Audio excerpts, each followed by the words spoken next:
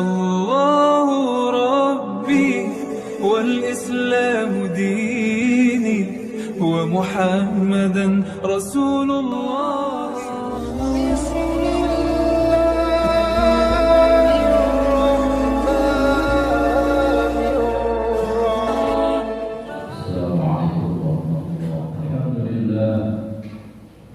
الحمد لله الذي أنزل القرآن للأنام ضيافة وشريعة وجعل سنة رسوله بينة ورسالة.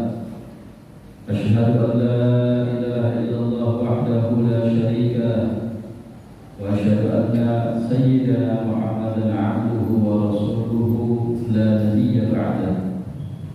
اللهم صل وسلم وبارك وعظم على سيدنا محمد خير البرية وعلى آله وصحبه ومن تبع هداه. أما بعد فيا عباد الله أوصيكم ونفسي بتقوى الله فقد فاز من اتقى وقد خاب من عصى. قال الله تعالى في القرآن الكريم: أعوذ بالله من الشيطان الرجيم، بسم الله الرحمن الرحيم.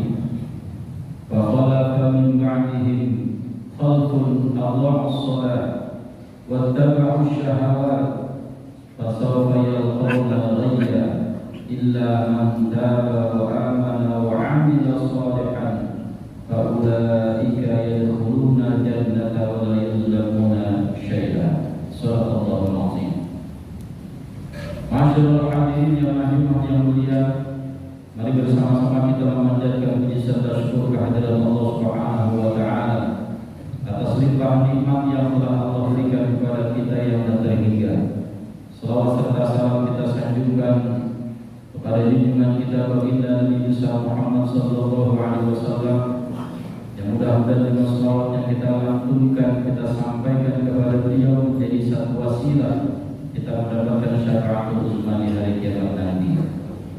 Selanjutnya mari bersama-sama kita meningkatkan takwa kepada Allah Subhanahu wa taala dengan melaksanakan segala perintah-perintah Allah, meninggalkan larangan-larangan Allah dengan semua syariat yang disampaikan kepada kita melalui Nabi Muhammad sallallahu alaihi wasallam.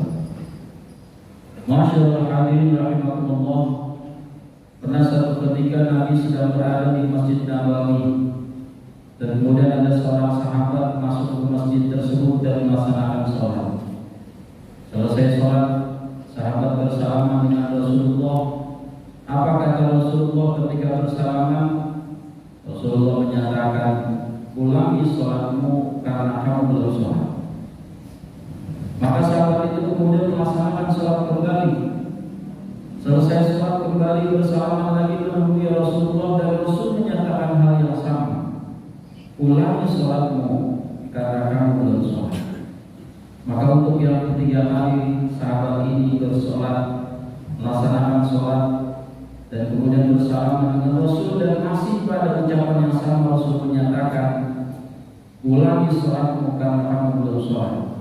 Maka sahabat itu kemudian bertanya kepada Rasulullah, ya Rasul, bagaimana sholat yang semestinya yang aku harus kerjakan, yang sesuai dengan apa yang syariat inginkan? Ajari aku, kata sahabat tersebut. Maka kemudian Rasulullah mengajarkan sahabat itu cara melaksanakan sholat yang benar, mengajarkan rukuknya, mengajarkan sujudnya, mengajarkan rukun-rukun dalam sholat tersebut, sehingga kemudian sesuai dengan tata dan cara syariat Rasulullah sallallahu alaihi wasallam. Masyaallah hadirin rahimakumullah. Melihat daripada hadis tersebut, maka kita perlu berintrospeksi, apakah sholat yang kita laksanakan sudah sesuai dengan syariat Rasulullah sallallahu alaihi wasallam.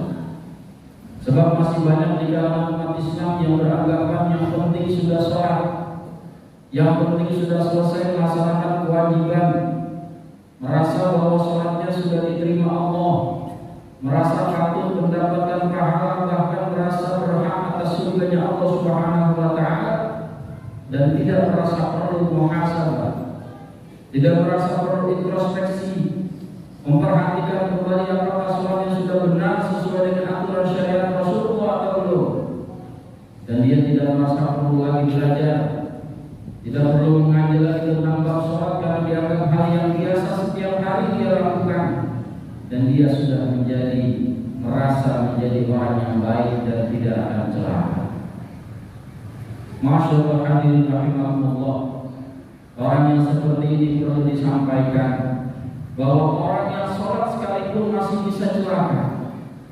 Kita tidak bicara tentang orang yang tidak sholat, karena orang yang tidak sholat, apalagi yang meyakini bahwa sholat tidak wajib maka dihukumi kafir.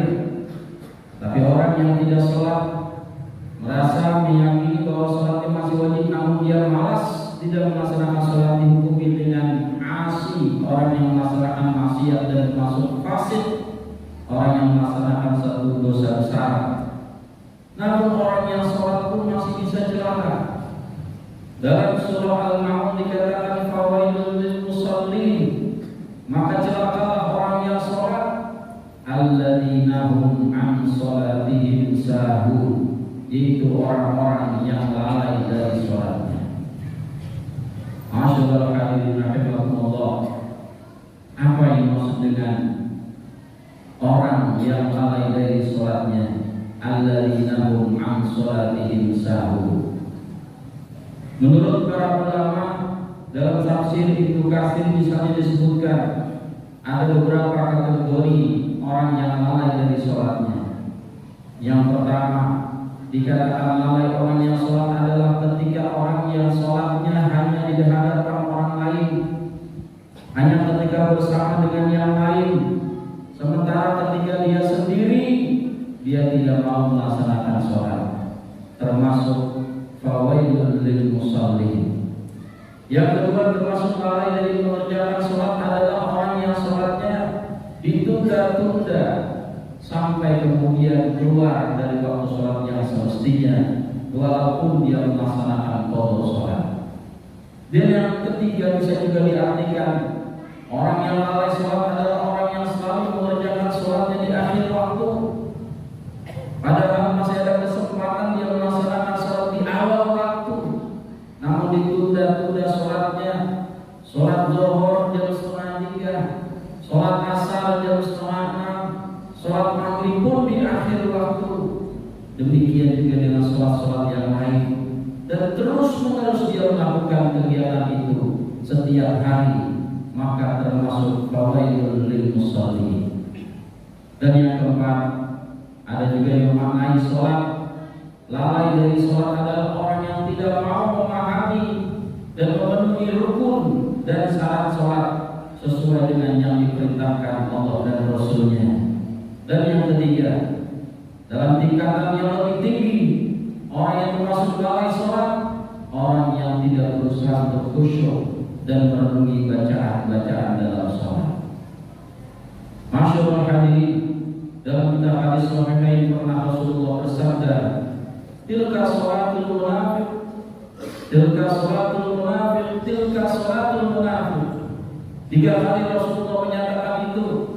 Dalam hadis beliau menyatakan itu adalah sholatnya orang munafik, itu adalah sholatnya orang munafik, dan itu adalah sholatnya orang munafik. Kemudian Rasulullah menjelaskan, yajlisu yarqubu syamsa hatta idza kana baina qarnay syaitan qama falaqa arba'an la yazkurullaha fiha illa qalila.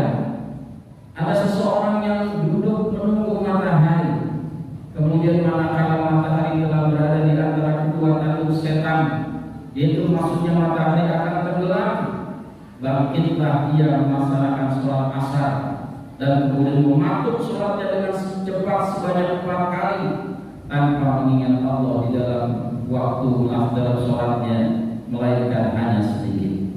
Ini adalah satu contoh orang-orang yang dikatakan termasuk sholatnya orang munafik, orang yang menunda sholatnya di akhir waktu. Misalnya waktu asar, dan kemudian ketika waktu akhir dalam sholat asar itu tiba, dia melaksanakan sholatnya dengan cepat, seperti seekor burung yang mematuk tanpa tumakninah, tanpa memperhatikan khusyuan dan ketenangan dalam sholatnya. Maka dengan mengatakan tilka sholatul munafik, itu adalah sholatnya orang-orang munafik. Masyaallah hadirin rahimakumullah. Apa yang harus kita lakukan sehingga kita tidak termasuk dalam kategori fawailul lil musallin, orang yang lalai dalam sholat? Yang pertama, jangan kita menunda dan mengakhirkan waktu sholat. Ketika sholat sudah tiba dan kita punya kesempatan mengerjakannya, maka jangan kita selalu menundanya. Jadikan sholat hal yang penting dalam kehidupan kita, yang sama pentingnya dengan waktu makan dan waktu bekerja. Kalau kita beranggapan akan berakibat buruk jika kita telat makan, jika kita telat bekerja, maka demikian juga akan berakibat buruk jika kita selalu telat dalam sholat, karena Allah akan menurunkan murkanya dan menurunkan ketidaksukaannya buat kita. Kemudian yang kedua, jangan remehkan mengaji bab sholat. Kita harus berusaha memperbaiki kualitas sholat kita, kualitas ibadah kita hari demi hari. Dengan kita mengaji, maka kita akan jelas mengetahui apakah sholat kita sudah benar sesuai dengan aturan yang diajarkan Rasulullah SAW.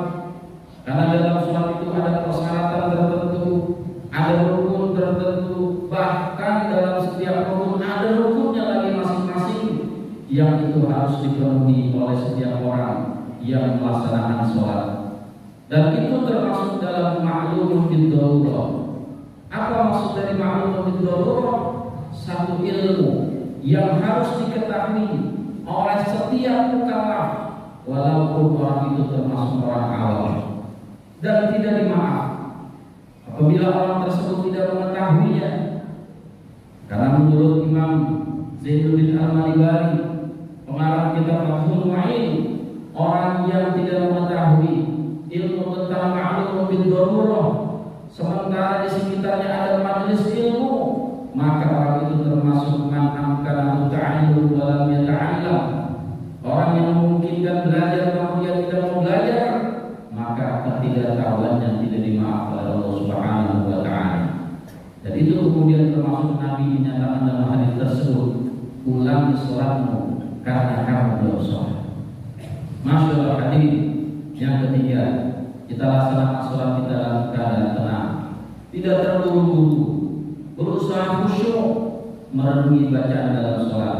Sekalipun memang sulit untuk khusyuk dalam keseluruhan sholat kita, namun dengan kita berusaha menjaga, maka Allah akan menilai usaha kita dengan pandangan kasih sayangnya. Mungkin ada sekelumit waktu dalam sholat kita yang kita berusaha khusyuk, maka Allah akan meninggikan derajat kita. Masyaallah hadirin, sholat yang kita lakukan, yang kita jaga dengan baik, akan mendoakan kebaikan buat kita. Sebaliknya, sholat yang kita tidak jaga dengan baik, kita lakukan dengan buruk tanpa ilmu dan tanpa ingin mengetahui tentang ilmu sholat, akan mendoakan keburukan buat kita. Dalam satu hadis Rasulullah bersabda, "Idza ahsana ar-rajulu shalah, fa atamma ruku'aha wa sujudaha." Apabila ada seorang mengerjakan sholat dengan baik, menyempurnakan rukuk dan sujudnya, qalatis shalah, maka sholat akan berkata kepada orang tersebut, "Hafizallah kama hafiztani." Semoga Allah menjagamu sebagaimana kamu menjagaku. Faturfa'u, maka salatnya kemudian diangkat ke hadirat Allah dan diterima Allah Subhanahu wa taala. Wa idza asa'a as-shalah, dan apabila ada seorang yang buruk dalam salatnya, falam yutimma ruku'aha wa sujudaha, orang itu tidak menyempurnakan rukuknya, tidak menyempurnakan sujudnya, tidak memperhatikan dalam rukun-rukun dan aturan salatnya, qalatis shalah, maka salat akan berkata kepadanya, "Dhayya'akallah kama dhayya'tani."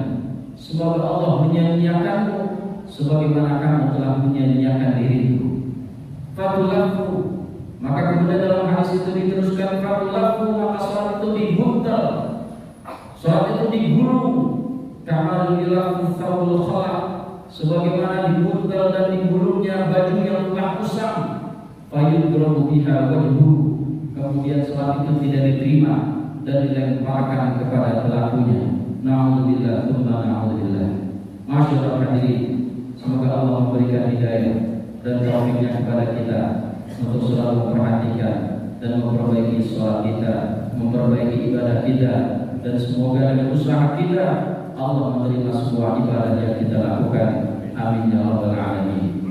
Demikian khutbah ini. Barakallahu li wa lakum bil Qur'anil azim wa nafa'ani wa iyyakum bima fihi min al-ayati wa dhikril hakim wa taqabbala minni wa minkum tilawatahu innahu huwas samiul 'alim. Aqulu qawli hadha wa astaghfirullahal azim li wa lakum wa li jami'il muslimin wal muslimat wal mu'minina wal mu'minat fastaghfiruhu innahu huwal ghafurur rahim.